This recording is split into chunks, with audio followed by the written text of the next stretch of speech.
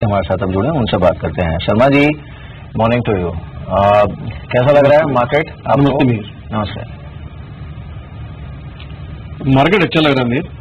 ये देखते हुए कि हमारा जो मार्च 2015 का निफ्टी का और सेंसेक्स का जो हाई था और उसके बाद में सितंबर 2016 में जो उससे लोअर टॉप बना, उन दोनों की लाइनों को अगर जोड़ें तो निफ्टी और सेंसेक्स दोनों उसके पार निकल चुके हैं। तो ये अच्छी बात है। दूसरा जो लेवल है 8000, जो निफ्टी में 9000 का जो लेवल दिखता है, ऑल्दो कहते हैं 9120 हाई है, बट इंटरडे टर्म्स में हाई है।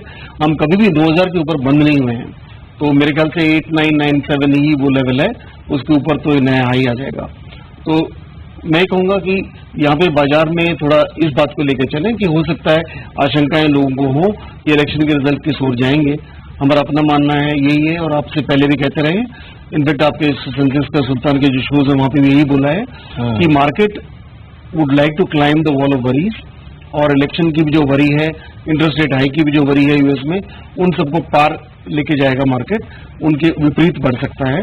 तो हमारा ये मानना है कि नेगेटिव ऑलरेडी प्राइस्ड इन है, और ये यहाँ पे आप लंबी अवधि के लिए लेने का सोचें, न कि बेचने का। तो मेरे ख्याल से 8 मार्च के पहले आप 8 मार्च के ट्रेडिंग के अंदर 9200 या 9100 की कॉल ले लें, जो आपको बेहतर रिजल्ट दे सकती है नतीजों के बाद। जी, तो 9200 तक के लेवल्स की आप बात करें शर्मा जी, लेकिन इन लेवल्स तक पहुंचने में मदद कहां से मिलेगी इंडेक्स को?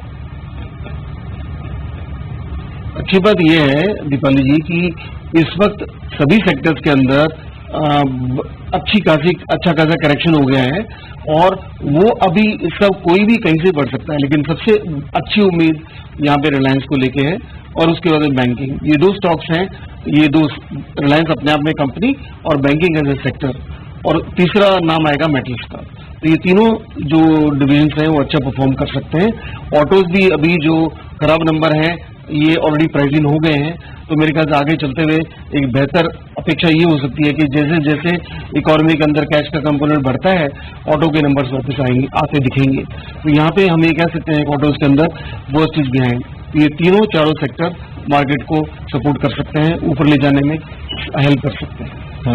शर्मा जी, आपने ये जो रेट हाइक की बात की यूएस में, और हो सकता है शायद इसका थोड़ा बहुत डर हो भी, लेकिन इस समय जो ग्लोबल सेटअप है उसमें इनफैक्ट ऐसा लग रहा है कि धीरे धीरे वो जो डर या फिर नर्वसनेस थी यूएस में रेट हाइक को लेकर, वो इनफैक्ट रिप्लेस हो रही है कॉन्फिडेंस के साथ कि अगर यूएस एक्सपेक्टेड ट्रैजेक्टरी पर रेट हाइक करता है तो ये अच्छी चीज है, बिकॉज ये एक firm solid recovery US economy में इंडिकेट करता है, और इसी के आधार पर इनफैक्ट ग्लोबल मार्केट्स को भी कंफर्ट मिलता है that the engine is on track.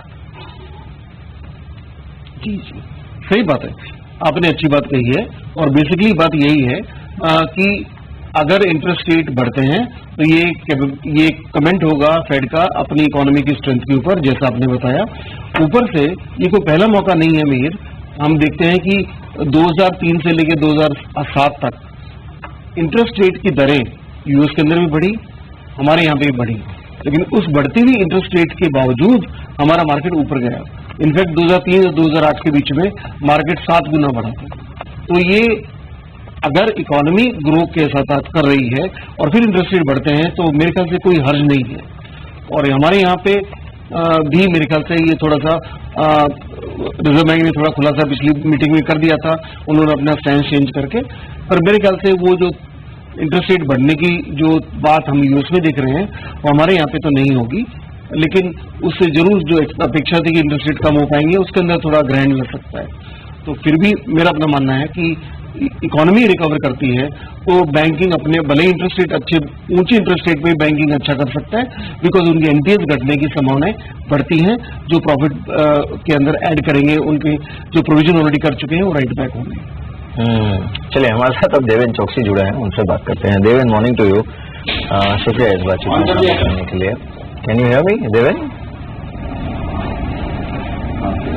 Yes Mir.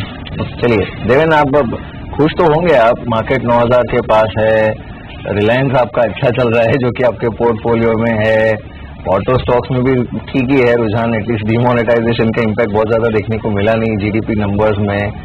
क्या कर रहे हैं आप इस समय मार्केट में?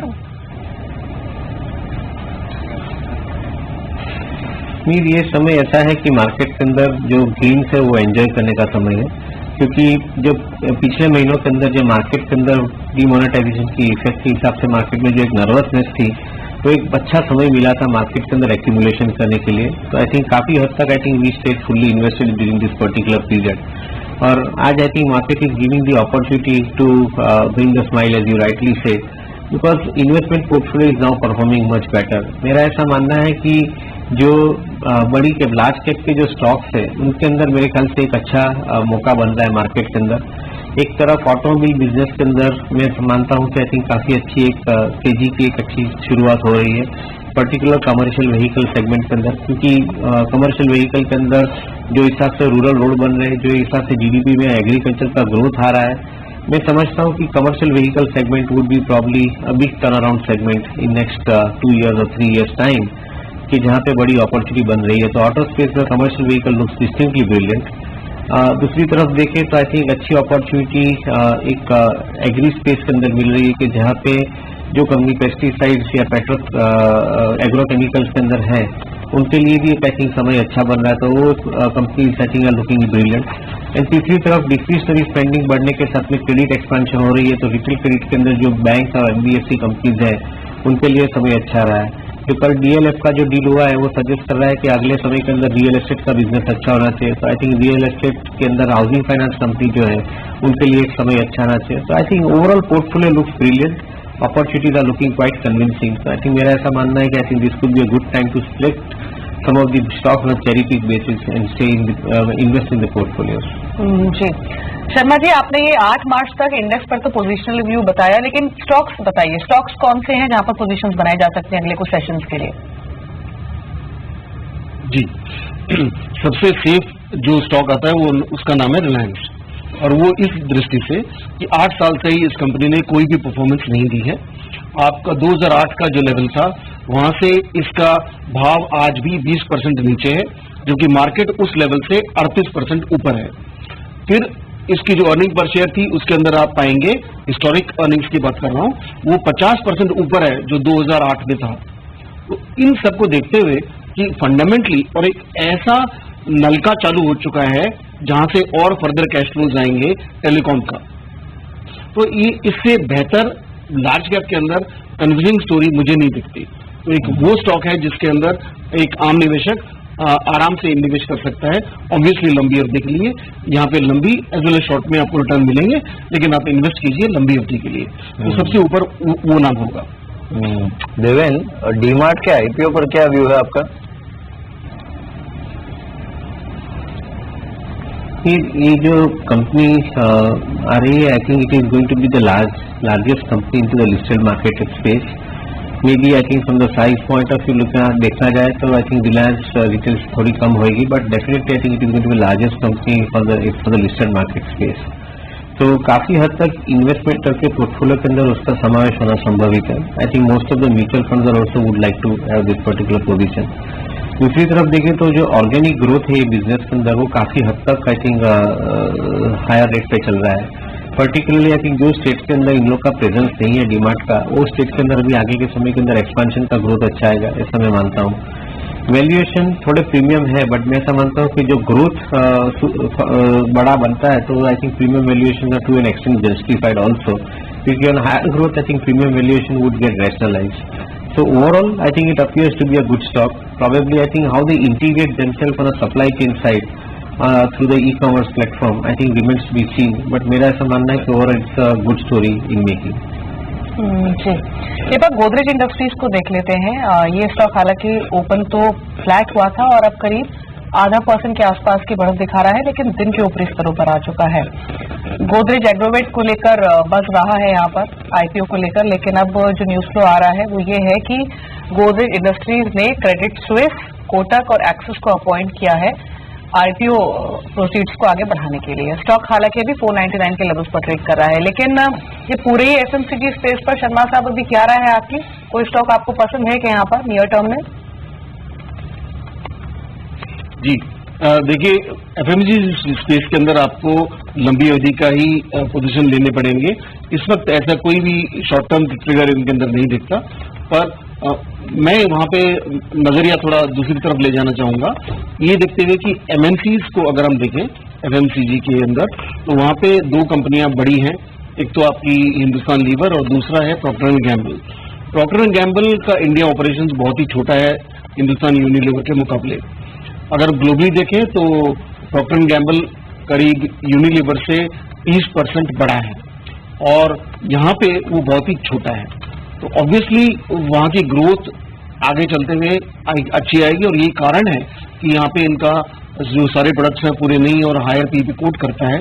तो जो 3 से 5 साल की अवधि के लिए किसी को निवेश करना हो तो एफएमसीजी के लिए प्रॉक्टर एंड गैम्बल एक बेहतर स्टॉक लगता है अमंग एमएनसीज, और इंडियन जो कंजम्पशन स्टोरीज हैं उनके अंदर हमको डाबर पसंद है। बिल्कुल। इस बीच देवेन, आपने एक तो देखिए जैसे अब रिलायंस कन्विक्शन बढ़ा है सब, जैसे शर्मा जी भी कह रहे थे कि और अच्छा एक ब्लू चिप स्टॉक अगर अवेलेबल है इतने अच्छे कंसोलिडेशन के बाद तो उस पर एक्सपोजर लेना चाहिए। इसी तरह के कुछ और स्टॉक्स हैं क्या जो कि पहले में भी लगाड थे या फिर जिन्होंने पार्टिसिपेट नहीं किया हो खुल के, but now they may come in the flavour simply because market doesn't want to fall और इंडेक्स मैनेजमेंट के लिए जरूरी होता है फिर कुछ ऐसे स्टॉक्स पकड़ कर रखना मार्केट में? मीर, आई थिंक जो लार्ज कैप स्टॉक्स की तरफ ध्यान दे तो काफी हद तक आपको वैल्यूएशन के सामने निग्लेक्टेड वैल्यूएशन के स्टॉक्स मिलेंगे आपको, और उनके अंदर जो मुझे पसंद है जो स्टॉक्स के अंदर, उसके अंदर ऑटोमोबाइल स्पेस के अंदर I like companies like Tata Motors. Similarly I continue to like I think companies in the banking space, particularly मुझे ऐसा मानना है कि PSU बैंकिंग स्पेस के अंदर SBI kind of A bank looks distinctly brilliant I think from the investment point of view, again available at a not very high valuation, probably I think it's I would not call it neglected valuation but a reasonably attractive valuation for SBI. Similarly, I think you would probably find opportunities available in different other companies, particularly जहाँ तक मेरा मानना है conviction है उसके अंदर electrical equipments का जो बिजनेस है उसके अंदर आई थिंक काफी हद तक कंपनियां अच्छी मिल रही है। Maybe I think it may take couple of quarters more before we could start showing the performance, but I think this is one more area where I am convinced.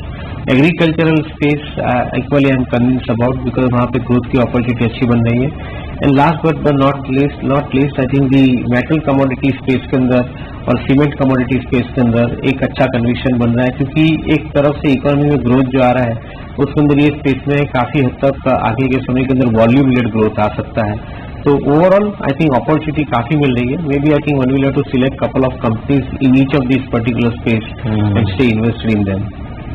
Ji Sharma ji, quickly जो consumer durable space है उसमें let's take example of Voltas. आपने reports पढ़ी भी होंगी कि इस बार का जो समर है वो काफी खराब हो सकता है, खराब इन सेंस सीवियर हो सकता है, पिछले एक दशक का सबसे हैवी समर हो सकता है। अब typically these companies perform well इस पीरियड में जो पूरा गर्मी का सीजन होता है उसमें। आपका व्यू क्या होगा वोल्टास जैसे स्टॉक्स पर? लॉजिकल व्यू यही है कि जहां पे आप अपने विंडोज एज वेल एज जो आपके स्प्लिट एयर कंडीशंस में आप लगातार मार्केट शेयर अपना बढ़ा रहे हैं, और ऐसे वक्त के अंदर जब गर्मी भी अच्छी पड़ने वाली है तो तगाजा इररिस्पेक्टिव ऑफ ब्रांड्स पूरा एसी इंडस्ट्री अच्छा कर सकता है, और वहां पे अगर आप मार्केट शेयर गेन कर रहे हैं तो आप बेहतर परफॉर्मेंस उनसे भी ज्यादा दे सकते हैं। तो ऑब्वियसली वोल्टास के अंदर खरीदारी समझदारी बन सकती है। हालांकि ललिता जी के शब्द हो गए और ये बात अलग है, वोल्टास में भी डेफिनेटली पोजीशन ली जा सकती हैं short as well as long term के लिए। जी।